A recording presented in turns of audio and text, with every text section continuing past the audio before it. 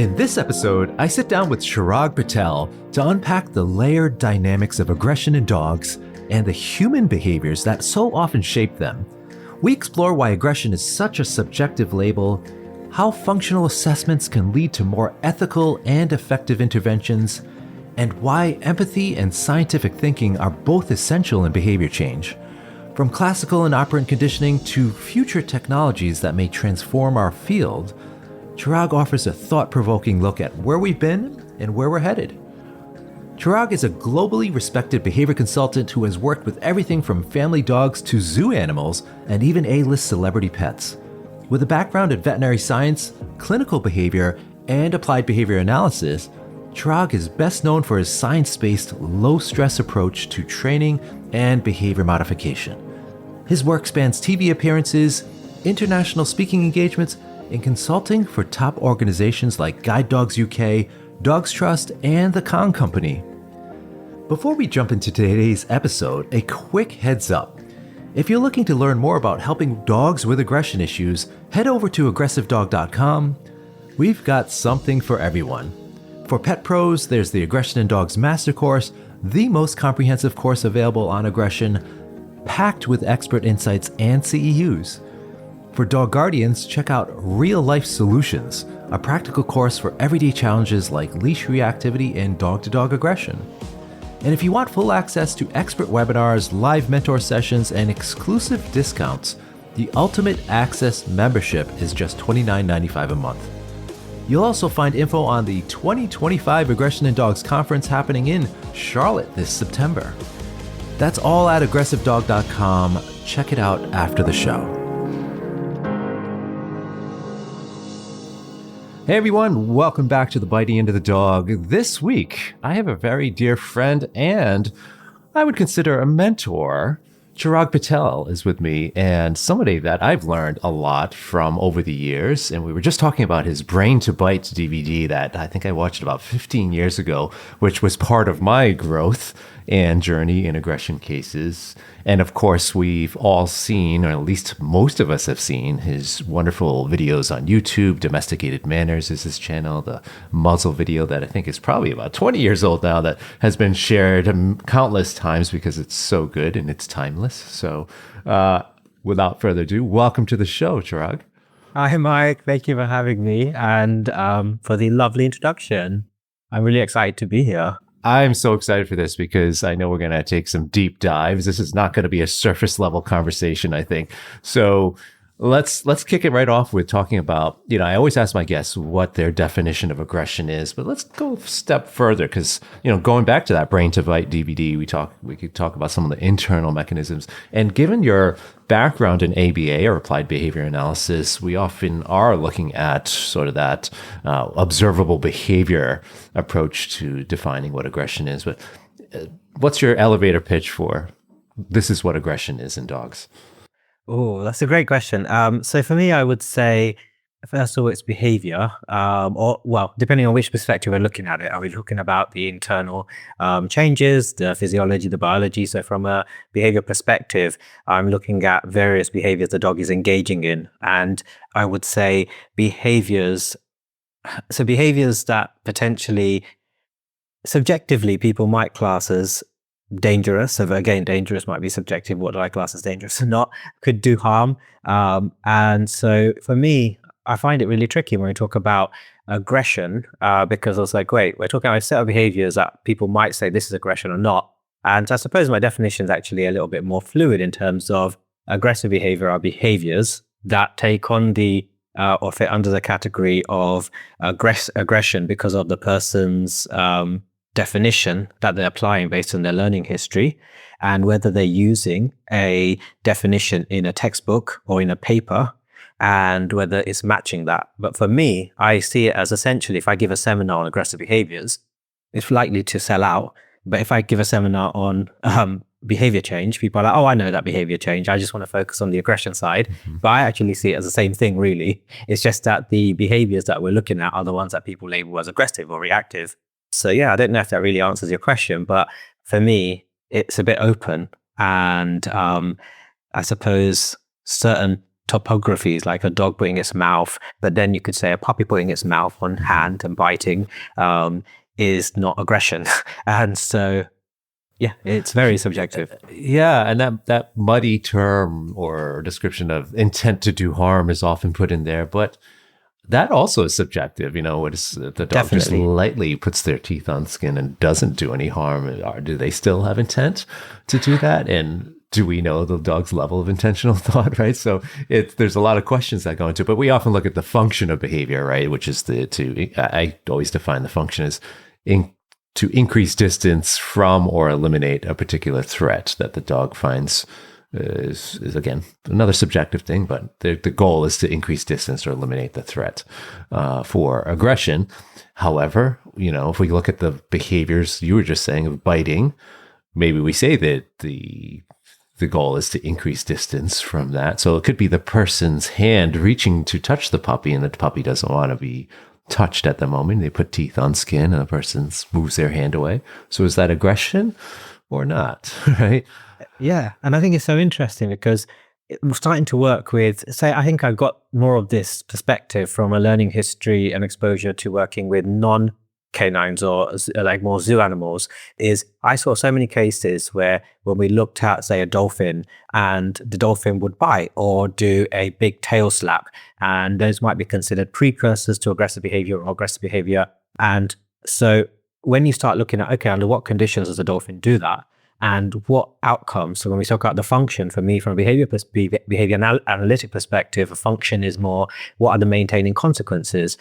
So is it maintained through a positive and negative reinforcer? What are those stimulus changes that we're calling that function? So basically, if I look, I've seen so many times where an animal's been trained to do something and maybe the steps are slightly too big, or that the animals actually learn. I do something, an outcome doesn't appear that normally appears, which would be a whistle and a fish for a dolphin. And then what happens is the dolphin, there's like extinction essentially. So where behavior normally at contact, some kind of predictable reinforcer, there's a break in that, and you get operant variability. So you get maybe other behaviors occurring that wouldn't occur otherwise. And the dolphin goes to tail slap, or dolphin does tail slap, and the trainer reduces criteria or asks for what we call easier behavior. And I'm using air quotes when I say easier with my fingers that people probably can't see, because again, that's a bit subjective when we say easier. But then suddenly the animal's behavior contacts reinforcers, and we maybe establish a certain condition as a cue that signals that reinforcers are available under these conditions for tail slapping. And I see so many cases where dogs and other animals will engage in what we might label as aggressive behaviors. And when we look at the function, the maintaining consequences, they're actually positively reinforced if we do a functional assessment. And so I think that's really interesting as well, that we don't maybe always talk about when it comes to aggressive behaviors. Yeah, and I would class those sometimes in the dogs. Let's just give an example, like a livestock guardian dog keeping coyotes away from the sheep, right? And is that, it depends on what the function is, right? And also what we selected for. So yes, and we can start talking about the internal mechanisms, so for instance, the dolphin may be experiencing frustration and then gets reinforced for that behavior with the fish versus making a threat go away, which would be a negative reinforcement contingency, right? So let's dive into that side of things, right? And how the emotions, we were talking about emotions a little bit before we started the show, but how do emotions and what's going on as the motivation or the cause for these aggressive responses? In each one of those contingencies, we could talk about an animal being happy in some cases and maybe not in some other cases, and it's still positively reinforced. So give us your thoughts there, emotions side, causes side. So I think this is a fantastic, a really interesting discussion, and something that I was fascinated by, and with friends we're talking about. And you mentioned the Brain to Bite DVD, and I remember that was a time where I think I'd just been through the master's program at the University of Lincoln. I didn't actually finish all my assignments and stuff to get the master's, but I did the whole year. I'd attended all the lectures and I saw cases and things. And that's where I was introduced to a lot of Panksepp's work. And at the university under Danny Mills, they use a lot of that. They look at cases and it's like, what system do you think is, what system is maybe occurring right now? So they use that level of analysis.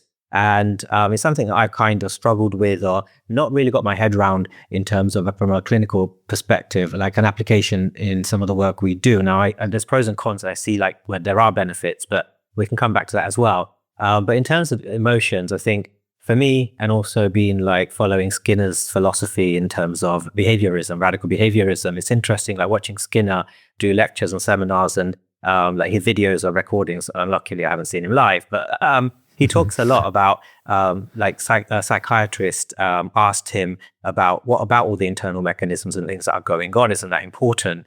And Skinner's answer was actually like, I've never said black box, and I don't believe there is a black box. I believe that the organism is rich and full of a nervous system, and everything plays part together. I don't say because I don't know. I don't know what's happening inside right now, but there are physiologists learning and inventing things like MRIs and stuff to learn what's going on. And so taking that kind of moving with that analogy, he also in another interview where he's talking about counseling talks about, he thinks about like the emotion as he says you go to a dentist if you have tooth pain. The dentist doesn't necessarily treat the pain, they treat the environment, the tooth, the decay, the exposure to the roots. And when they do that, then the pain disappears. Obviously, you can also use pain medication and things like that as part of the treatment program. And so that really gave me a light bulb moment in terms of thinking about emotions and the way I think of them in my work. And I'm not saying I'm right. This is just my learning history and the way I think of things. So when I see a case, for me, that contingency is super important in terms of contingency, meaning like the if-then relationship. And we talk about a 4-term contingency or 3-term contingency, meaning like you have your antecedent, your behavior, and your consequence, the relations between them, how they are linked, and also like we talk about motivating operations, which are like a stimulus change and an arrangement in the environment that influences the value of something as a consequence. And so say for a dog, if I haven't walked Miska for 3 days, my German Shepherd, then maybe certain things are more valuable as a consequence. And so I can manipulate what we call the MO and establish something or abolish something's value as a reinforcer by changing things in the environment. So if you have a headache, that might make music less valuable to contact music as a reinforcer. Whereas if you don't have a headache, it may make it more valuable. If you haven't listened to music all day, okay, it may really work hard to access that song or to be able to have that time to listen to music. So that contingency, when does it happen? I think of it like a Google search, a www, the when, the what, and the why. So the when is like what we call the antecedents. The what is the behavior. What does it look like? And the why is what are the maintaining consequences? And through contingencies, you establish what we call functional relations. And so when you have a contingency occurring and it's a strong contingency, like the relationship is quite strong, it happens predictably under like only when this happens under these conditions, this outcome is accessed, then potentially I have a strong functional relation where when I engage in this behavior, I bite someone, I show my teeth, the hand moves away, or I bite someone and the person asks me for paw and gives me a treat. So whatever that is. So by understanding that, I believe I get a lot of information about what's occurring. From an emotional or internal perspective, I personally don't really know what emotion the animal's feeling that I'm working with. And I'm going to say that because I could say like, oh, I think the animal's happy, or I think he's frustrated, I think he's sad. And I can sit there in the pub later and put any of those labels. A friend of mine could put different labels. But I really don't think it's actually that important in that moment, because for me, it's if I understand the functional relation and through a functional assessment, when I make a change to that contingency, I'm going to make a change to the emotional experience the learner is having. And if I can change it from a negative reinforcement contingency to a more positive reinforcement contingency, potentially I'm hypothesizing that there's a better emotional experience. And whether I'm right or wrong, I don't know, because I can't really read inside the animal. But so that's how I kind of thinking about emotions. And I think dogs feel emotions. I don't know exactly what emotions they feel and how they feel them, whether it's the same as us or it's different. But emotions are important because it's an experience the individual's having. Or if I'm feeling frustrated, that's really real. But what I train myself to do is go, okay, I'm feeling a frustration, but understanding frustration isn't going to help me deal with my frustration. What's going to help me deal with my frustration is under what are the contingencies? I'm trying to do something. I keep failing. or I'm not accessing the reinforcers I'm used to accessing. I don't have a skill set to access them in other ways. So maybe I need to try and learn something different to access those. And suddenly I feel less frustrated. And so for me, it comes back to that contingency and that functional assessment and to change what my emotional experience is. So that's, I suppose, how I train myself is, and then I'm feeling something like that, I ask myself, wait, what are the contingencies? And rather than trying to understand the emotion more. Yes. All right. So I want to break this down a little bit further. Sorry, that was very long. No, I love it. I love it. I love where this is going because I think, especially with, and we'll talk later about technology and how that's changing things. But, as we're going along, we're getting better at truly identifying what's going on from an emotional state or level of an animal, and mostly in the positive balanced emotions, because it's hard to do an MRI on an animal that's fearful of something, or certainly ethical concerns with that. However, I think we are getting information that says, okay, if an animal is doing X, Y, or Z in terms of the body language we're observing, so we're observing behaviors or communicative gestures of an animal, and we can make educated guesses, I guess, for lack of a better label on that, to say this dog might be experiencing fear, or this dog might be experiencing rage or anger. So what are your thoughts just on that in terms of our ability as professionals is it good to kind of assume or make a guess about an animal's emotional state, or a dog really, or is that going to hinder us in some way? I think both. So I think one thing you definitely, like what you said is like, I love the fact you use like, so he might be experiencing this, or I think he's experiencing this. And I think it's really important to think about that language when we're using it, because sometimes we could say, he's showing aggressive behavior, it's fear. And then we make so are we saying that he's engaging like this because he's fearful? Or are we saying, I think he's experiencing fear? And that's two different things, and I think sometimes we're trained to, the negative aspect of this is, or let's start with the positive. So the positive aspect I think is great, because I think we do start thinking of dogs as more than just machines, or we want to, like, I love my dog. I want Miska to be happy. I want her to have the best life possible. She essentially is my family member. And so from that perspective, I really do think in society, the way we use language, the way we think about things, talking about emotions with a customer saying, I think your dog might be frustrated, can have a lot of value. However, on the other side, as a professional, I need to separate what may be a correlation, or maybe what I don't have data for, what it might be my subjective interpretation compared to what the data might say, or if I even have any data, and am I forming a hypothesis to test and then trying to get the answers, or have I already made an assumption that I'm basically setting my behavior mod program on because I've already said the dog's fearful, it's happening out of fear, and suddenly I'm going to pick this type of intervention. Wait, where is the data for that? I don't see any data. Show me the data. And so for me, it's really important that if I say that, okay, I think this animal might be frustrated, okay, that's fair, but that doesn't help me with my intervention or my assessment. And I know that sounds a bit controversial, but for me, what helps me with my assessment is a functional assessment. So understanding the contingencies. So I said, I think the animal's frustrated, the learner is frustrated. Then I put a full stop there. And my next page essentially is also, or even before that, I probably wouldn't start with the animal frustrated. I would go, wait, what's the data to say I'm going to correlate what I'm seeing with frustration? So I start with my functional assessment. Let's see what the ABCs are. What are the maintaining consequences? Have I got correlation data or causation data? And then based on that, I go, I think there's a negative reinforcement or positive reinforcement maintained contingency here. And I might think under these conditions or situations, I would say maybe my experience or the data I have, the dog might be feeling frustrated or angry or whatever you want to say. And then when it comes to the intervention comes back to the data from my functional assessment, not my inference of the emotion. And so that's where I would struggle to I know some people go on without the inference of the emotion, they can't do the intervention. And that's where I struggle to understand that link. I haven't understood that link yet for me. Let's dip our toes in there then. Okay. Yeah. And you're spoken like a true scientist too. Like, you need to see the data to inform your decisions on the behavior change strategy in a meaningful and objective way, right? Versus the subjectivity we might have in looking at a dog and saying, I think it's fearful, or using one of those labels or constructs. Now, let's take it a step further though. Let's use a few case examples maybe. We'll consider 3 different dogs and what we suspect based on the body language we're seeing and the communication that it might be a certain emotional state.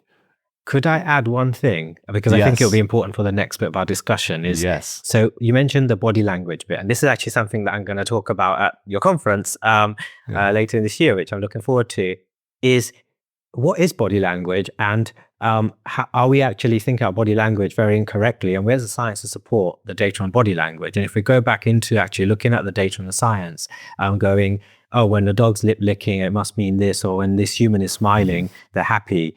Again, it contradicts completely, for me, the approach from a functional perspective as opposed to a topographical perspective. So when we talk about topography, we're talking about behavior in a form that it looks like. And so you see the lips, the mouth open or grin or whatever the physical look is.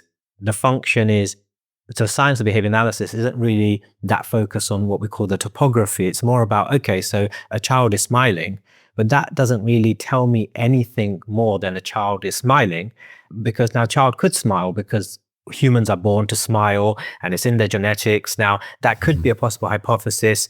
However, because from the moment we're born, our behavior is under control or affected by consequences, I can learn to smile in situations because it has a different outcome to me being happy. So the person stops talking to me, or the person says something, then does something nice, or doesn't do something, or gets away from me. So whatever it happens to be. And so if I get stuck at the level of, not stuck, if I use body language as essentially a focus on a topography, the dog is yawning or lip licking, so that must mean they're stressed or frustrated, blah, blah. I may miss a whole bigger picture, which is, or not bigger picture, I miss a different perspective, which is, okay, the dog is yawning or the tail is tucked, not because they're unhappy or sad or fearful, but when their tail tucks, people walk away, or people bring out food, or the trainer starts asking for quicker behaviors that are likely to contact reinforcers. And so can I see that predictability in that data? So for me, that's just a nugget I wanted to add in terms of body language, in case that changes anything in our future discussion. Yeah, no, that's a really good point, because you're evaluating what's happening with that particular behavior, so again, smiling or a grimace or a growl or ears going back, we classify under that umbrella of behaviors. And so if we step from that operant lens into more of a classical lens, I guess, for lack of a better description, is, and we use, again, we have a few different dogs that we would witness. So we have a dog that is growling near their food bowl and has let's just say he's practiced it a bunch of times, so it's somewhat habitual, but the function is making the hand go away. So if somebody goes to stick their hand near the food ball, dog growls, the hand goes away. So that's the ABC, very straightforward. And then you have, let's say, a dog that is, has issues, is under socialized, hasn't met a lot of people, scary, deep voice individual comes into the front door, and the dog tail tucks and air snaps and runs away. So again, function is, or the ABCs, person enters, growl, consequences, the person moves away. And we're going to put that we're going to assume the first one's a rage or anger system going on. We'll assume the second one's a fear-based emotional response. And then let's go with the third one, where it's that livestock guardian dog scaring away somebody or scaring away an animal that's threatening the sheep. So we will put that into a positive balanced emotional category. Again, the ABC is pretty straightforward. Wolf approaches, livestock guardian barks, wolf goes away. So all three have similar functions, making something go away, right?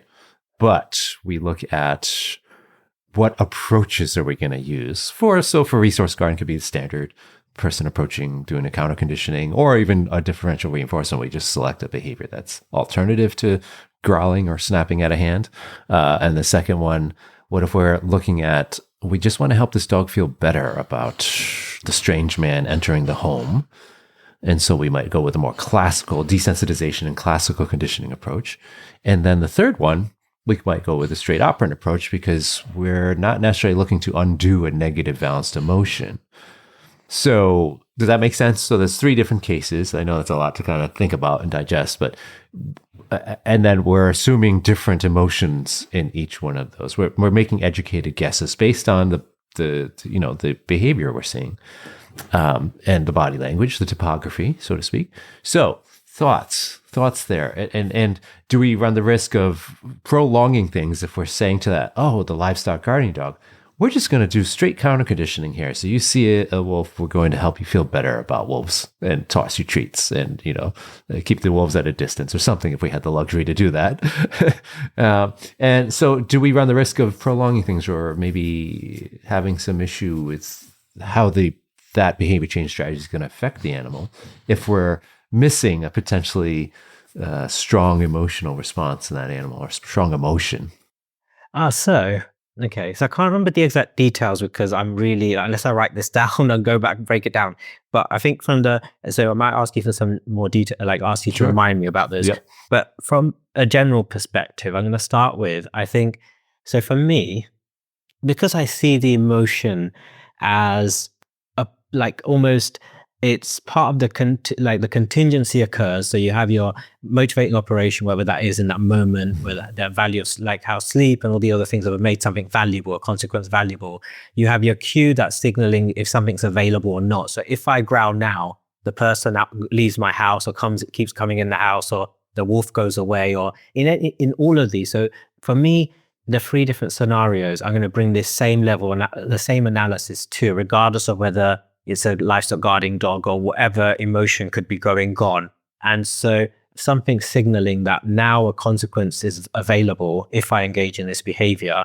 So then basically for me, I wouldn't look at, and I don't even look at, if I go to a house, the breed in terms of the dogs, to explain the dog's behavior. Again, that's probably going to sound very controversial to many people. I've moved away from that a lot. So for me, whether it's an elephant, a dolphin, a tiger, so yes, there are going to be, from an ethological perspective and the genetics, these animals are going to be more likely to engage maybe in certain topographies of behavior. And if we call them natural, but they're not, I would argue that I think it's an inaccurate kind of description because operant conditioning is natural. So if they're engaging in these behaviors because it's a livestock guarding dog, how do I know it's engaging in this behavior as a livestock guarding dog? Whereas a boxer or something else could engage in this behavior for the same function, for the same outcome, the same contingencies are occurring. And so I try to take that assumption off the table and go with, again, what's the data in front of me as a scientist or a scientist practitioner? What are the antecedents? What are the behaviors and what are the consequences? And I don't know if it's because it's a boxer or a Jack Russell. And I could go back and say, it's a Jack Russell. Of course, they're going to be nippy and barky and chase things. But I don't know that. All I know is what data I have in front of me, which is currently through this functional assessment or analysis. And again, both those are a little bit different as well. I have a correlation or causation, like data that shows me causation. And that causation is, again, not about wants or needs of the learner in terms of, but it's basically the animal's not behaving like this because it wants someone to go away. So the language that I'm using. So my customers, of course, I'll say, I think he wants this or he wants that or he needs this. But from a scientist perspective, a clinician perspective, I'm thinking that learners engaging in this response, this outcome, if I can switch this switch on or off, which is the person leaves the room or doesn't leave the room, or a person stands still or backs away, can I then alter how much behavior is occurring from the learner? And if I can demonstrate a functional relation. If I can demonstrate that, I go, okay, so the behavior of the dog growling with its teeth coming forward, I want to change that to what I might label as a happier behavior. I need to define what those behaviors are. And I can shape those behaviors specifically rather than trying to shape a happy dog. If I start with, I want the dog to be happier with a person coming in, what is happy? How do I know if the dog is lying in its bed that they're happy? A dog lying in its bed could be an unhappy dog or a frustrated dog. So for me, it's what are the specific topographies, and not just topographies. Like for me, behavior is not just a topography. Behavior is actually an action, and an action doesn't occur in isolation. It occurs, you behave because there's a change in the environment. So really, when we talk about behavior, we can't really talk about just the lip lick or the growl. It always has to be growling when someone walks in the room. And often when someone walks in and dog growls, person walks out the room, or someone opens a garden door. And so we really should maybe change, if we're thinking from a behavior analytic perspective, from talking about behavior as just what we see or the animal doing, to it, you can't really talk about it unless you talk about when and the why. And for me, that changes the whole perspective of the emotions are always there. And the contingency that's occurring is maybe like the emotion is part of that. And different people, based on their learning histories, might label that as frustration, sad, or happy, or whatever the label's going to be, the emotion's going to be. But that's not going to change my intervention. My intervention change is going to come from the livestock guarding dog is growling, and this occurs. If I want more or less growling, or I want the livestock guarding dog to go and ring a bell, because when they ring a bell, the wolf runs away, I'm going to do that by going, what is the maintaining outcome? If the maintaining outcome is person walks away, the wolf goes away, can I allow the animal to access, the learner to access the outcome without taking it away, but by maybe engaging in a different behavior, topography, that might be safer or more suitable for the home we're working in? So that's my thinking currently based on what you said. I like it. If that is useful at all. It does. It makes perfect sense. And certainly from that ABA perspective. So do you find there's merit in ever just going with a straight classical counter conditioning strategy? So let's say there's no target behavior that we're focusing on. It's just, let's see if we can get a suite of behaviors that look like happiness, right? Yeah. Because, give us your thoughts on that. So again, I would say no. Okay, I'm going to explain this. It's not just no. So I actually even, again, don't think about using classical conditioning as a priority. Like, it's not classical or operant, because a lot of the data now shows that we can't just have one or the other. You can't just have a dog who's operant and not respondent, or you can't turn off the operant. Like, people go, oh, he's operant or he's not. And when I say people, I used to say this. My learning history's changed, so I'm changing what I say. But I can't say the dog is operant or not, in terms of, like, it's always operant until it dies. The dog is always, there's behavior's going to be under influence of respondents until you die. And so for me, you can't really isolate either. Both are always happening. And I kind of think about the aged analogy. I think maybe I heard Bob Bailey say it many times, maybe others have, is Skinner's driving the car, Pavlov is sitting next door to on the passenger seat, because many of the behaviors and the contingencies that are occurring are operant contingencies. Generally speaking, in terms of, like, the respondents are there, but when we talk about respondents, we're talking about relations between almost reflexes and things that are not. So there's, like, you sneeze and there's an antecedent that elicits that sneeze behavior, and it's not necessarily that the sneeze is under control or consequence, but in some of these behaviors that we see, you can go, wait, that could be more under the control of a certain antecedent stimulus without a consequence being there. But actually, if a consequence starts becoming involved, then that becomes, like Susan talks about, as a poperant, I think, like, it's partly operant, partly respondent. So that's my backdrop. And then my next bit where I go with this is, I stopped using respondent conditioning approaches or classical conditioning approaches primarily in my work, because I have a dog, they see a dog, I throw food, open bar, closed bar type stuff, because what am I actually trying to shape? And a lot of times we go, I want the dog to be happier, but what does happier mean? And are we just hoping for happiness? Or as a scientist, as someone who can predict and, like, manage contingencies, I don't have to hope that I can get a happier dog. If a happy looks like, to me, the dog can lick the floor, sniff, pee on the floor, eat treats off the floor, engage in a hand target when another dog is present, and I label those as happy, I can shape those behaviors. I can arrange contingencies and have a happy dog quickly, compared to just throwing food, which I might be reinforcing. I lunge and I get food. I lunge and I get food. And so I think for me, I sometimes do say to my customer, what I want you to do right now is just throw food when you see a dog. And I don't call that counter conditioning, because I think, again, if you think about the concept of counter conditioning and even desensitization to a certain extent, I think it breaks apart when you start really looking at what we might call learning theory in quotes. If we look at the ABCs and what it actually goes, because there are antecedents, there are behaviors and consequences. So I don't think it is just respondent counter conditioning occurring.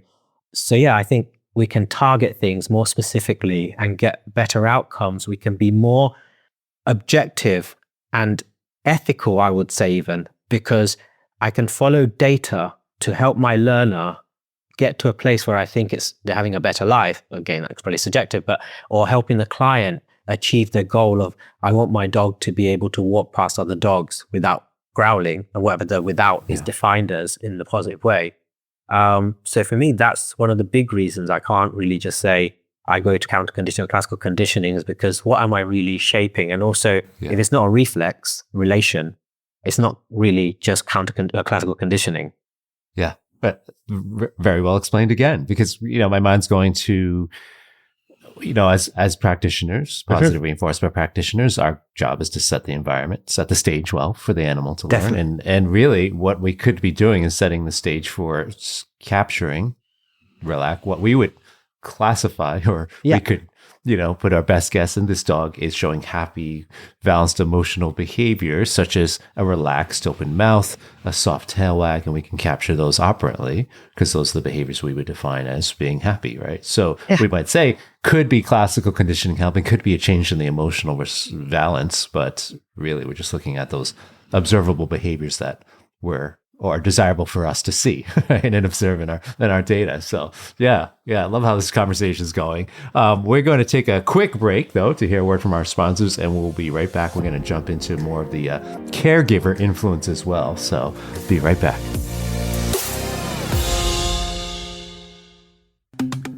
Hi friends, it's me again, and I hope you are enjoying this episode. Don't miss the 6th Annual Aggression in Dogs Conference happening from September 26th through the 28th, 2025 in Charlotte, North Carolina, with both in-person and live stream options available. Whether you're a seasoned behavior professional or just diving into this work, this is the premier event for anyone looking to deepen their understanding of dog aggression. This year's speaker lineup is packed with world-renowned experts including Suzanne Clothier, Kim Brophy, Trish McMillan, Chirag Patel, Sarah Fisher, Leslie McDevitt, and so many more. Topics span from cutting-edge research in behavior and welfare to hands-on strategies for working with aggression in shelters, veterinary clinics, and client homes. Join us for a weekend of powerful learning, community, and connection, including what will be a legendary cocktail party hosted by Chirag Patel and yours truly, that will be streamed live for our virtual attendees as well. Spots fill fast every year, so head on over to aggressivedog.com and click on the conference tab to reserve your spot and check out the full agenda. Whether you're going to attend in person or from home, you'll be part of a kind, welcoming, and supportive global community committed to helping dogs and their people. You can also get your conference swag, as we are happy to be collaborating with Wolf Culture again this year. Check out the show notes for a link to get your favorite t-shirts, hats, hoodies, and more. Just for listeners of the podcast, Wolf Culture is offering 15% off your order. Use the discount code BITEY at checkout. That's BITEY, like in the bitey end of the dog. I also want to take a moment to thank one of our wonderful sponsors this year, Pets for Vets. What if there was a way to help both shelter animals and veterans struggling with emotional trauma by engineering a powerful, near instantaneous bond between them? That's exactly what Pets for Vets, a nonprofit focused on positive reinforcement for animals and veterans, is designed to do. Pets for Vets' unique program model creates a super bond, a carefully crafted, professionally trained version of love at first sight that leads to a lasting connection between a veteran and a shelter animal. Because each animal is evaluated and selected to match the veteran's specific personality, lifestyle, and emotional needs, the result is a reciprocal, healing relationship.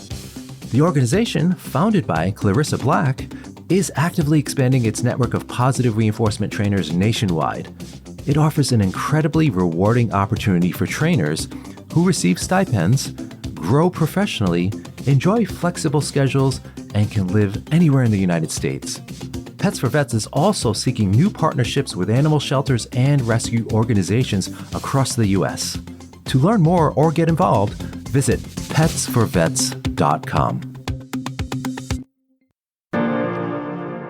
All right, we're back here with my good friend Chirag, and we've been deep diving into classical and operant approaches, or lack thereof sometimes. But let's keep going with this because there's so much we can go into here, but I think we should look at I think a hot topic these days is how much the humans influence their dog's behavior. And there's been some recent research, a paper just came out last year on some of this. So what are your thoughts on, especially when you're working your aggression cases, right? So let's kind of focus on that topic, and how much, because people are always worried. They're saying, oh, it's my fault, or I did something wrong, I broke my dog, or things like that. And yes, we know, again, talking about reinforcement can happen. However, let's get into, again, maybe their emotional side, right? And how I can kind of guess how you might see this, actually.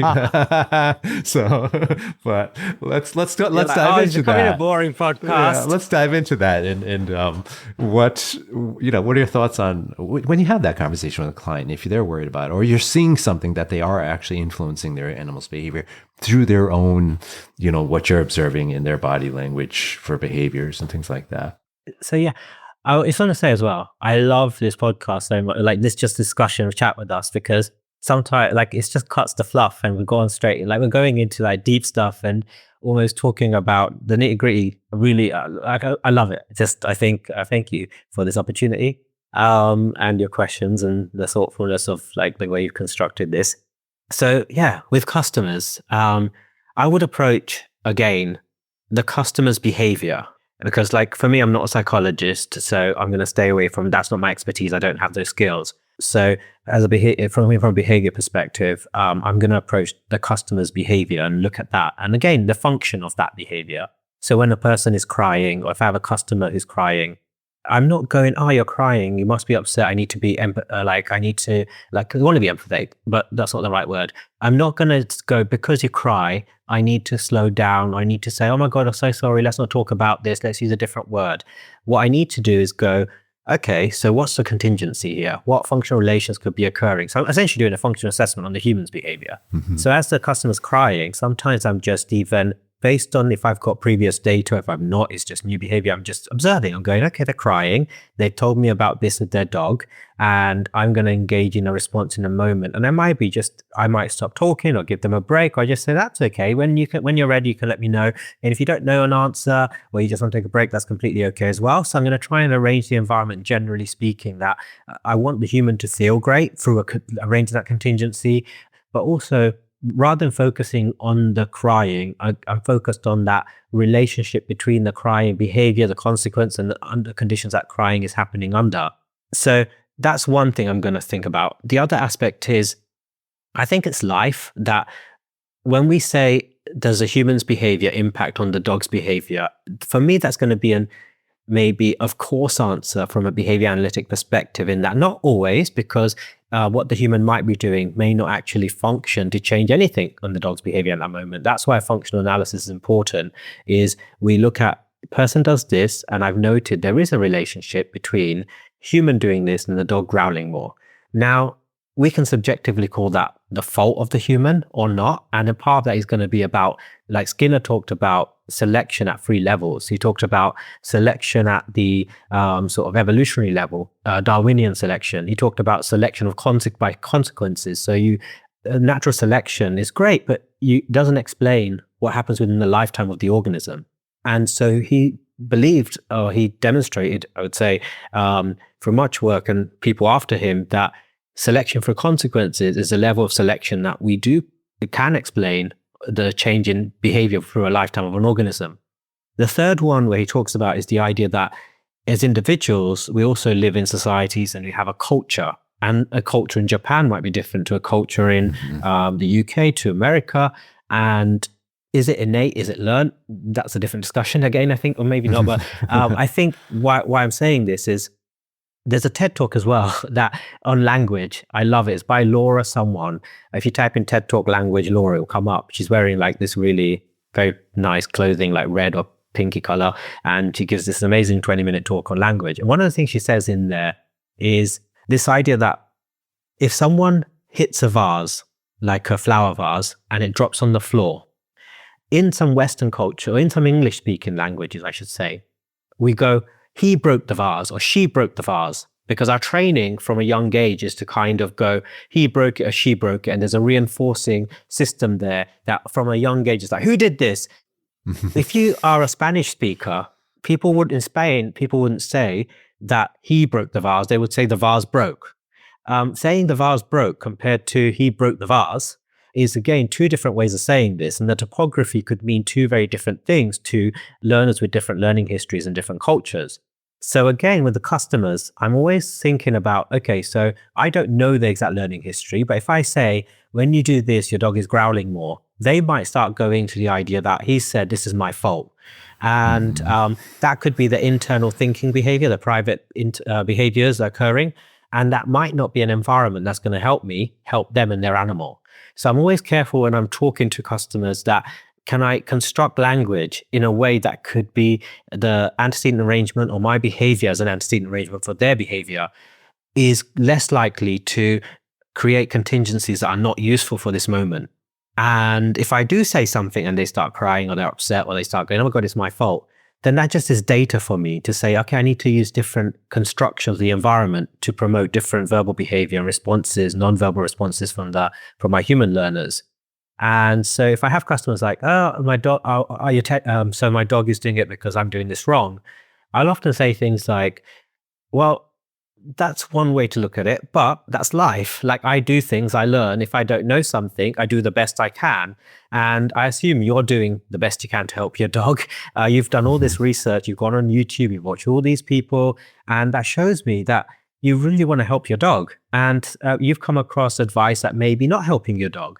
But I don't even go into this idea that we have good trainers or bad trainers, or we have positive is good and negative is good or whatever, because I just don't think that's a worthy discussion of having. Personally, I think it's better to just go, what we're learning today is, in our session, we saw that doing it this way compared to the other way of doing it, we're seeing different results. So what that data would suggest to me is, let's try a week of doing it this way. And if you see the benefits continuing to occur, then we have our answers. So it's non-judgmental. It's kind of saying, and also it could be that last week your dog wasn't ready for this way of doing it because the conditions are different. But now your dog isn't in pain, or there's something else happening, or this has happened, more sleep, or you're not in a new house, or there's no building work going on. The contingents are different. What's valuable as a reinforcer is different. The MOs are different. I don't use the technical language, my customers generally speaking. So that's the way I would approach my customer. I don't know if that answers your question. I hope it does. I think it does. Yeah, definitely. Because again, it just reiterates that, well, when you think about it, the client is part of the animal's environment, their learning experiences, right? So now, in terms of, you mentioned empathy earlier, and that's really, of course, an important part of the work we do. We have to, especially in aggression cases, it's probably the number one tool that a good consultant can possess in helping a client and building that relationship with the client as well. But do you use certain, so you would never say, to a client, you look anxious or you look angry, so if we can frame it as, or I would actually ask, do you do this? Is like, do you feel anxious, or is this making you anxious, or how are you feeling? So you can get some of that information from them. Do you do that? Because I find that can also help them empathize with their dog, especially if I find a disconnect. So if they start to say, I'm processing my feelings, well, my dog probably has feelings too.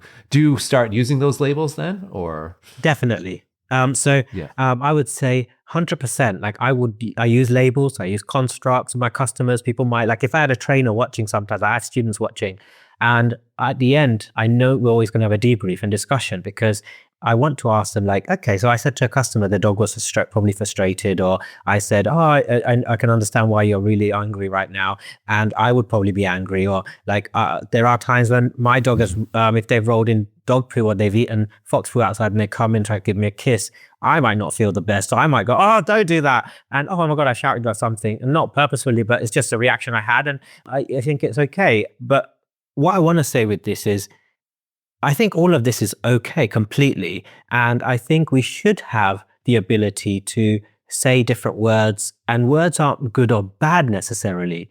What I think we need to do, I love Kay Lawrence's discussion of, like she says about train thoughtfully.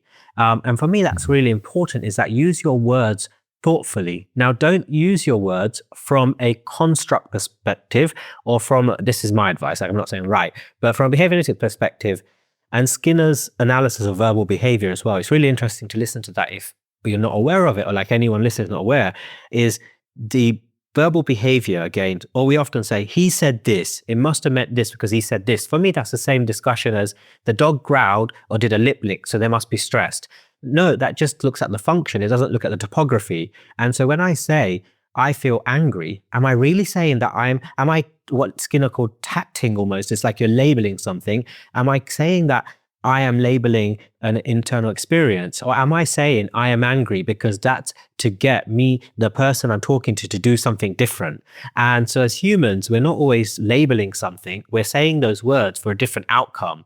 And if you look at relationships and partners, you see this all the time. Someone might go, I'm angry, and you go and do something you think that's going to make them less angry. But they weren't saying that I am angry right now. What they're saying is, I need you to do something different. And so with human language, I think it's so important that when I'm with my customer, I'm thinking function rather than topography. And words don't just mean one thing because I sound like one thing, but what's the maintaining consequences of those words for those individuals? And obviously we have to make some generalizations because when we work with so many people or groups, we may not be able to do individual functional assessments for everyone. But why I'm saying that is it's completely okay to say to a customer, in my perspective, oh, you must be feeling angry. But I'm not saying that just from empathy, as in, I just want to be nice. Like, I love to be kind. Like, for me, I want to be as kind as possible.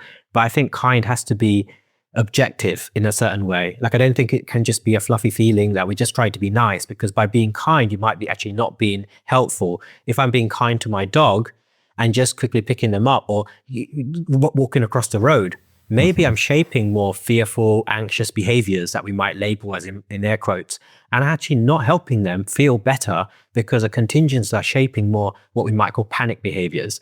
And so I really think we can be more better. Like, I want to be, I don't know how you could label it, like scientifically empathetic or objectively empathetic. I don't really like. Thoughtfully? Yeah, thoughtfully. So that's where I would be going with this answer is, I think, yes, definitely, but I want, let's be thoughtful and analytic about it. Analytically empathetic. I like it. Some people might go, oh my God, it's so cold. Can you not just be a human? Like, I have friends who say, like, can you just not analyze that and just be a human? But what does that actually mean? Am I just closing my eyes to the world at large that is real for me? For me, the only way I can be more kind is by actually understanding function. I'm not living my life all the time just trying to ABCs, but if I really want to understand something and be helpful to someone, I believe the best way I can be helpful is by being analytic and being a scientific practitioner, not by just being nice or kind and saying what I think could be the right thing, but actually saying something that I'm doing it for a particular reason and understanding those reasons. I like where this is going because I want to take a segue into the next topic here, which is sort of the ethical considerations in our behavior change strategies. So, because we're again looking at observable behaviors in the work we do, and we get into the discussions of tools and approaches and the quadrants and which ones are, so we have all this debate that's happening. And then when we add in the layer of aggression, or aggression cases, I should say, and the potential for risks and danger and management strategies that might be more intrusive or taking away some of the agency for the learners, so we have a lot of dynamics when we're looking at behavior change strategies. And again, this is a big topic that it's talked about quite often, and we see it in social media, of course. It's the big topic. So for me, we could talk about tools, but that's not really the thing I focus on when, again, people like, do you use e-collars? Do you use this or that? And of course, no. And that, though, I think that's the wrong focus, because you and I was just out in Switzerland in same place you've done workshops, and also in Denmark, same thing, where most aversive tools are not allowed. Actually, they're banned. However, there's still some struggles about people using punishment. So instead of whatever tool, they can just reach for or make something else up. So it's really a punishment culture that can dictate how animals are treated. Now, all that being said, we often talk about the level of aversiveness that an animal might be experiencing. So these arguments typically fall around that. Be like, okay, well, this is aversive. Well, and then some arguments are like, well, this particular approach can be much more aversive. And that's true. Is there some things that dogs would find much more aversive in terms of tools or situations than any particular aversive, commonplace tool we see in these conversations. So that being said, how do you sort of navigate that conversation when it comes to, okay, this particular situation, context, environment tool is aversive to this learner. How do you evaluate that when we're looking at behavior rather than focusing on, oh, this dog's tail tucked, so they must be fearful of this tool or this situation, which is often a good a guess, but Yeah. it doesn't really tell us. So thoughts on that? So that's another amazing question. And you have such a great way of like summarizing or asking that. I take many more words to say the same thing as you. You're very fluent in like beautifully saying it. So, okay, yes, I think it's such an important discussion and topic, and I think I love you. I love you for many reasons. I love your work for many reasons. I think one of the you do engage in conversations with many different people, even if they have different perspectives or different learning histories, and I think that's super important. Ian Dunbar was a huge mentor for me early on, and he very much taught me about be open, talk to everyone, see what you can learn. It doesn't mean you're going to be using an e-collar. And for me, I love talking to different people, different trainers. I don't see them as bad people. Their behaviors they engage in, there's conditions under which they engage in those. And most people I work with who use aversives, they love their animals. Like I can't remember the last time I met someone who hated their dog or hated the police dog they work with, even if they're using an e-collar or they're hanging them in the air. And like to sit down with them and to see them in tears if their dog is being struck by someone or something happens on a patrol dog or something like that. You see these like big men crying. They love these animals, the dogs they work with. So I think just the idea that if someone does something, again, what's the function rather than topography? Because someone raises their voice doesn't mean they hate their child. So I think if there are the tool, like again, people might hate me after this, but that's okay. The tool isn't the bad thing, generally speaking. Now, of course, there are certain tools that probably don't have much benefit, but I think, again, you can ban as many tools as you want. But again, what are the contingencies? So when a learner is doing something and I raise my voice, I can train an animal, and I have inadvertently trained my dogs in the past, and probably even with Miska sometimes. Like something is something I don't want, or I get irritated by something. And yeah, I get irritated. I like to try and live my life, giving her as many choices of control, try to be as kind and nice to her as possible. But like in my life, there are times like, Miska, just stop it, please. Or like I'm feeling, I don't know, I have things going on in my life, or something bad happened, and the MO's in place, like, maybe I'm not as patient as I normally am. And so if I think about it, there are plenty of times where even if I look in a certain way, or if you have a child, you probably notice this, you can raise your eyebrow or something, and that becomes a cue for signaling availability of a punisher or something. So you may go, wait, eyebrow raising, that doesn't look like it's going to kill someone or hurt someone or cause pain, but that could be having control over a human's behavior, a learner's behavior, I should say, not even human, animal, we are animals, non-human animals. So behavior, a cue signals the availability of a punisher. The topography of that, the cue, the stimulus, may be what you label as more or less bad or good or evil looking or not evil looking, but it doesn't actually tell you how evil or how aversive that actually is. So without understanding the function, sorry, I'm not sorry but not sorry, Demi Lovato, loves that song. Is it? Yeah. So basically, without understanding contingencies and the functional relations, like when that is happening, is it actually helpful to the learner or not? And when I say helpful, how are we defining if it's like, is aversiveness in that moment the main priority, or is it about the 24-hour life cycle of that learner, or is it about the week or the year? And if we're thinking about just this moment and I'm being kind, like I said before, maybe by being kind and moving across the road, I'm actually not being kind in the long term. Potentially, if something's maintained through a negative reinforcement contingency. So for example, with Miska, my German Shepherd, she came from a client at young age. She engaged in what people might label as reactivity, anxious, aggressive behaviors. So lunging, screaming at like any change in the environment, people, dogs. She would actually, on a walk, hackles would go up from the top of her neck to her tail, and nothing, I didn't see a change. But 2 minutes later, a dog would appear around the corner, and she was air scenting out dogs and literally flying and screaming at sort of 5 months of age. And so she wouldn't take food outside. So if I presented food, she'd turn her head and walk away, or like just keep dragging. And by functionally assessing, like taking her out the house, she would be essentially dragging all the way back to the house. So to me, the data seemed to suggest like there's a massive negative reinforcement loop happening there. Like I leave, you get all this barking, screaming stuff, but then you end up back at home.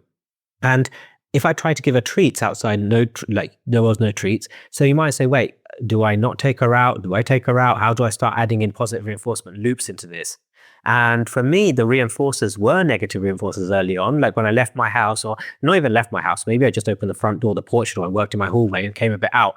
But actually, and I wasn't going, I'm going to throw you in a situation of trying to leave. But she would be leaving, going forward for a second, seeing something, and she could run back if she wanted to. But then she lunged forward and she screamed at something.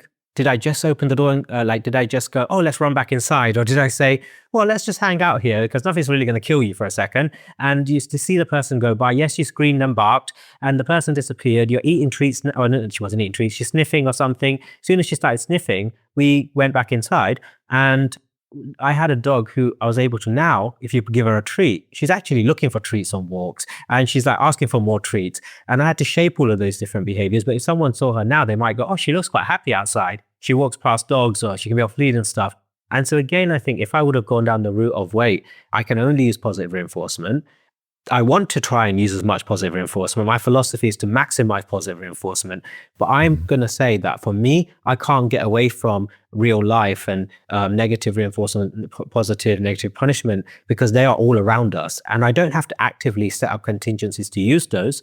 But if my learner is under those contingencies or already just by being in that situation, I'm going to go, wait, what is the current maintaining reinforcers? How do I act now? That might look not as necessarily kind in that moment because maybe I was standing a bit longer than another trainer might, or what I might have done 2 years ago.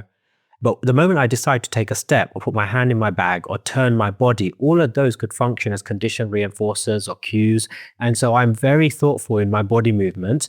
And what I find is that the dogs I'm working with, customers, a week later or 6 weeks later, you see such a happier dog or even much quicker results. Whereas previously I felt I held animals back because I was like, this idea of threshold, like we have to be below threshold. What does that threshold even mean? And that's another topic maybe we could go down a rabbit hole of. But when I stopped doing that and stopped looking at, because the dog lunged, they're practicing it. No, lunging doesn't mean you're practicing it. You only practice something, depends on what your definition is. If you engage in a behavior and there's a reinforcer under those conditions, that behavior is more likely to happen. But if the conditions are different, behavior is going to be different. And so when I started to become more analytic, I found I was able to help animals faster, but it's not just about speed, but actually help them more and not just have a dog that I go, oh, he missed his socialization period, so he's reactive 8 years later. I don't believe missing a socialization period is a reason that you're reactive 8 years later, because how many dogs in India in the streets were not socialized and they sit there and lie there while you walk straight past them? Yes, if you touch them, they're probably going to bite you, but what is socialization? That's a construct. And so so I'm going to stop there for a second. You can respond or say or whatever you want, but that's where I'm going with that kind of thought. Yeah, no, it's definitely a deep dive into it. And, my mind's going to, again, this debate over what we need to look for when a dog is experiencing something we think would be aversive, because that common saying, the dog will tell you if it's aversive, but what does the dog tell us? Let the data that's tell aversive. You. Yeah. And so let's use an example maybe just to help our listeners kind of wrap their head around it. And you have let's use the dog outside on the leash and they're having a tough time. They're barking, lunging at things. And so, the common argument like, oh, we have a certain training collar on the dog and somebody's yanking it and they're showing pinned back ears. And so we're describing behaviors, observable behaviors that we'd say this dog is likely experiencing an aversive, but we don't know for sure, again, because we could take a dog that's much less expressive, I guess, or that we don't see those overt behaviors popping out, but that dog still could be having a very aversive experience. And it may be the data that says, okay, they show nothing. They're like just stoic dogs, but then they start to, the behaviors that show up, they're avoiding the area more in the future. So we see a decrease in frequency of that behavior of going to that location. So expand for us. And, even if it's a dog guardian listening in right now, like how would they know what their dog's truly experiencing? And And we also want to prevent people from not going anywhere or doing anything else with their dogs because they're worried. Yeah, no, I agree. So I think the first thing is ask the question about, okay, so we see something, we label it, we have our initial, when we say see, again, you only see what you've been trained to see. So I could be with a friend and they say, oh, did you see that hotel? They had this picture and this. I was like, what hotel were you in? But because they've got a learning history of seeing colors, or the colors mean something to them, when they walk into a hotel, they see all of these things that I wouldn't see because I don't look for those things. So when we say I see, and not everyone sees the same. We see based on our learning. Yes, we all have biology that have nerves and optic bits and bobs, whatever happens with your eyes. But basically, that biology doesn't mean we all see the same. Maybe the underlying principles or mechanisms are similar, but the learning histories.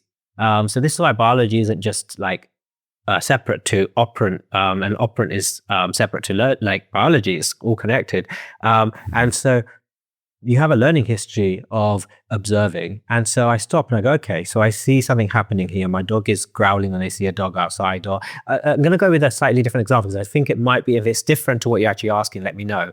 But I've got this video of this Doberman that I was training in Canada, like with a trainer, and she was amazing. And she said, he does these behaviors outside, barking and screaming at things. Can we have a look at that? I was like, sure. So she got a treat bag. She had a clicker. She put the harness out. She goes, he sometimes gets a bit anxious with the harness. I think it could be connected to him going outside or whatever. I can't remember exactly what she said. Like that might be, let's just take that as a scenario. And I was like, okay, cool. But again, what I'm looking for is, okay, let's take a step back and look at the contingencies and what's actually happening. And one of the things you observe in this video is the harness comes out, the dog gets a treat. She does a beautiful job of doing things slowly, giving a treat every time she does a step. But if we're just focusing on, I need to do a classical thing, or I just need to be kind and harness treat, what I observe, and you see clearly in the video, is there's times where the dog actually, as she goes to clip a clip on, the dog takes a step away from her and leans away. And then if you watch what happens next, often a hand goes in the treat bag, or the dog then comes forward again. She gives a treat, and then she goes to clip the lead on or harness on. The dog backs away and leans away, and then she puts her hand in the treat bag. And what we changed in minutes was, if your dog leans away, you're just going to have your hand by your side and stand still. When your dog comes forward and takes a step forward, and you move the collar or harness towards the dog and the dog stays standing forward, whatever approximation that is, it could be 1 centimeter, 1 millimeter, we're going to give a treat. Over a few minutes, what we quickly see is you've got this dog standing there, you're able to put the harness on, there's no leaning away, and you see a difference in the dog's behavior. And so I think that's what's super important here for me, is when we're looking at, is it aversive or not, is sometimes without that analytic aspect to it, we don't know. And so I see a dog, I do something, I go, he hates this, it doesn't hate this is cruel, it's not cruel. Take a step back, maybe consult with, again, different experts. We're not all the experts in the same thing. We've got different learning histories. We see things from different lenses. So if you want to stay away or minimize the use of pain or things that could be causing discomfort as part of the learning process, then you find a trainer who focuses more on that philosophy and approach. Or if you don't care, then you use a different philosophy. But let's say you make that choice as a human, as a caregiver, and you might think that choice is not really a choice, because a person might not have access to, oh, I didn't know that you could use food and achieve the same outcomes. I thought because it's severe behavior, you have to have a severe strategy. And I would say that's not true. Like you can, and again, food can be bad. If I have many cases, or myself, use food and taught dogs to do things you don't want. So food isn't good. Positive reinforcement isn't good. You can use positive reinforcement to shape behaviors you don't want. But what we're looking for is really a trainer who can be analytical and use things that maybe aren't going to be causing discomfort and pain to our learners, to maybe minimize our learners experiencing those aversive or maybe things that aren't nice feelings and emotions. I can't do them directly, but through the contingencies I set up.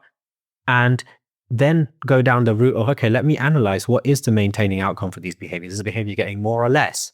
And under what conditions? And again, I think sometimes when we look at this, we just think about behavior and consequences. We don't think about the A. So you can't do a Google search with www. It always has to be www. And the reason I say that is, if we start thinking www, the Q, or what we call the antecedent, which is a signal availability of a certain BC relationship, behavior consequence relationship, you can't just say my dog is reactive or not reactive, my dog is aggressive or not aggressive, because they're not 24 hours a day showing those aggressive behaviors, all those behaviors are occurring under a context of those signals of availability. And so we start to go, oh, okay, the dog engages under these situations, under these conditions. And by understanding all three, maybe a certain tool or music could be aversive under a certain condition. If I'm trying to focus, get something done, there's certain music appears, it could start becoming irritating because I love that music, but now I really want to get this email done and now it's irritating me. But once I don't have the MO in place that sending this email is important, suddenly that music is the best thing in the world. And so we have to stop and move away from this idea that it's the, not even use the word shotgun, but let's say even the food, that because I used food, I did a good thing. Because I used food, I did positive reinforcement. We did not do positive reinforcement because we added a treat. That is not the definition of positive reinforcement. So I think we have to clarify some of these terms as well, of what we call learning theory, because I think we misunderstand, or our learning histories maybe aren't as clear in terms of what they really are. We often talk about, I use food, so I'm doing positive reinforcement. I used a clicker, so I'm doing positive reinforcement. But a clicker doesn't mean positive reinforcement. Food doesn't mean positive reinforcement. What's the function? What contingencies? That gives us more information. Right. And an aversive doesn't always mean positive punishment or negative reinforcement. No. Right? We need to see the data. Yep, exactly. Yeah, that's such a great way to wrap up that topic, because I think it's so much goes into, we have to observe the data. That's what a good analytic consultant or trainer is going to do. So in that regard, let's talk about, just to wrap up the show, what do we see in the future direction? What are our future wishes for the direction of the dog training and behavior industry, especially in aggression? Maybe some new gadgets out there, or certain procedures or different sciences that you're seeing. What's exciting you these days in terms of where you see the next steps in our industry? So a couple of things. One is going back to our foundations and really going back to the science of behavior change, behavior analysis, and going, what is this science? What is actually learning theory? It's more than what we often think of as in dog training. And I think it may actually not even be new. It's what's already there. Like when I watch Skinner's videos, or I go and read like ABA papers or actual like lectures, I go, oh my God, it's mind blowing. It's so new, but it's not really new. It's just I haven't had exposure to this. And I think the more we actually start really going, wait, there's more here, I think suddenly we're going to be able to help more animals and people. Well, people are animals, like I said before, but we're going to help more learners. And so I think for me, going in the future, I would love to see more science coming to the table, not science as in, this is published in this book, he's a scientist, so it's science. That's not really, because you could have science as something and actually make an inference, and that's not really science-based methodology. But like science in terms of a scientist practitioner, and the principles of the most basic level of science is observation, correlation, causation, data, experimentation. So I really would love to see more of that perspective come to dog training, and actually become the predominant way of how dog behavior and training and behavior changes happens. And I know people would say, we already do that, but like what level? And like I think some of the discussions we had today really highlight that. And I think that's so that's one of the things. And you mentioned earlier on the something you said earlier was about AI, and I laughed when you said that, and I was like, I'm so happy because I found so many uses for AI that have helped my life. There's antecedent arrangements and consequences, writing emails for me, helping me actually have a system of more productivity and organization, and helping me do things. And I think you need to learn how to use a system and do that. But the more I learn, I was like, oh my God, there's so many things we can do. Data keeping, helping liaise with clients, helping clients problem solve in the moment if we're not there, and or learning what kind of questions they can ask AI and how we can use that. So I think that's going to be super exciting. And I think like Skinner was really passionate about the idea that radical behaviorism was radical because Skinner's approach was we shouldn't ignore the inside. We don't call thinking as something that's magical. It's a physical thing that happens, and it should have a physical explanation and data and what actually is happening. And Skinner's really passionate on not ignoring something because you can't see it. And in behavior analysis, a lot of people think you ignore it if you can't see it. That's not true. You look for a way to study it as objectively as possible without just making stories about it. And so I think this idea that biology, and I think again, you mentioned this previously when we were just like getting started or chatting before the podcast the recording, is the idea that there could be tools that allow us to see inside what's going on. And again, like having those tools doesn't necessarily mean there's a causation. it could mean there's a correlation. So heart rate changes, there's certain maybe biochemical changes, maybe certain endorphins are like even whatever like our app suddenly tells us there's a chip inside the human. Like I was thinking the other day on the toilet, I don't know why, but it'll be cool if I had a chip inside me because like I'm always sticking things on my body and collecting data. So I'm like Apple Watch, a Fitbit, this, that. And I was like sticking a little blood glucose monitor and monitoring what happens when I engage in different activities. But for me, again, is it my blood sugar causing me to be unhappy, or is it that there were these events that changed what my blood sugar did? And then that also could function as an antecedent arrangement for the next thing. But again, not just going, I see a change inside, that's the causation. It could be correlation. So for me, that is what I'd love to see in the future, and always more Skinner. Yes. And I'll quickly plug, if I can, the BF Skinner Foundation.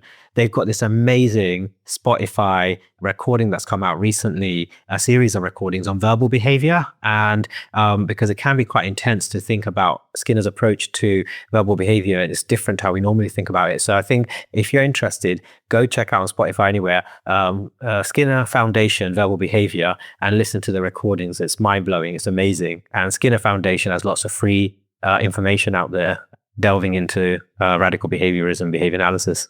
Amazing. And I'll be sure to add those to the show notes as well. Thank you. The technology, I think, is just going to be amazing. You know, we were talking about the devices, both of us, you can't see us, people listening in can't see us right now, but we've got the Whoop device, which is measures all of your sleep and your heart rate and your heart rate variability and your stress levels. And it tells you how much you should do the next day, you know, in terms of your workouts, and you should take it easier, do more. So imagine if we had the same for dogs, you know, where it's going to, because the app or the device is really going to help us with the science and the data of it. And there also will have nice big data sample size from all the dogs, you know, so Whoop tracks all the humans data. You can opt out, but it does a great job of saying, okay, based on this number of people, you know, doing these workouts or whatever, we found that this is the best for their next productive day. So a dog that, let's say, had a terrible night because they were experiencing thunderstorms, and sometimes that stress can impact their heart rate variability, dehydration, things like that can impact that. Bigger or higher levels of heart rate variability are supposedly a good thing, I've learned on the app. So it's good for your next day. The better you actually, if you're not dehydrated, your heart rate variability is bigger. And it looks at your resting heart rate. But imagine that for dogs. You know, imagine the person that can say, what does my app tell me I should do with my dog today? Or did they have a hard time? Because we don't always notice that. We can barely pay attention to ourselves, let alone our animals, right? When we're looking at that kind of their daily structure and routine. So yeah, I'm excited for the future for sure. And speaking of the future, we've got you speaking at the Aggression in Dogs conference happening September 26th to the 28th. Real quickly, you're talking about body language. Is that your focus? Yeah, body language, kind of thinking about, is it time to throw out, I think I said, is it time to throw out the baby in the bathwater? And so we kind of hit upon some of the points of discussion, like in this recording today, but yeah, really going into this idea, what is body language and how useful is it? And is it useful? Is it not? Or when is it useful? And should we not talk about body language? Should we talk about it? And so what does some of the data say as well? And so I'm going to be discussing that topic in a lot more detail with some videos. And I've got some really cool practical videos actually of cases. And we'll take the lens and see how we can apply to practice. Hopefully people can actually leave with something straight away they can apply to the day-to-day work after the session as well. Amazing. Amazing. Looking forward to that. And where else can people find you? What are you up to for the rest of the year? So I'm working on my organization system, as I said, so it's hard to find where, but like, if you look up Chirag Patel Consulting on Instagram, YouTube, my website, which is not up to date, but YouTube, Instagram are usually the most up to date. And I've been taking a little break from social media generally this year, working on myself, but I am starting to go back on to plug it in, like using social media more. So you'll find a lot of stuff on Instagram and Facebook and YouTube. So I say check out those, and hopefully in the future my website will be more up to date as well. Amazing. And I'll be sure to include those in the show notes as well. Chirag, thank you so much for coming on today. This has been an amazing conversation, and I'm looking forward to seeing you at the conference. I can't wait. Thank you so much. It was such a privilege to talk with Chirag Patel and hear his thoughtful insights on the science and heart behind understanding aggression in dogs. His ability to bridge the worlds of behavior analysis, compassion, and practical application is something we can all learn from as we work to improve the lives of dogs and their people. If you're ready to go deeper into understanding and helping dogs with aggression, visit aggressivedog.com. Whether you're a professional or a dedicated dog guardian, you'll find everything from the Aggression in Dogs Master Course, the most comprehensive program of its kind, to expert-led webinars, informative articles, and the Aggression in Dogs Conference happening from September 26th to 28th, 2025 in Charlotte, North Carolina, with both in-person and virtual options. And don't forget to check out the Help for Dogs with Aggression bonus episodes, which are solo shows where I walk you through real-world strategies for issues like resource guarding, fear-based aggression, territorial behavior, and more. Just hit subscribe or head to the show notes for more info. Thanks for listening, and as always, stay well, my friends.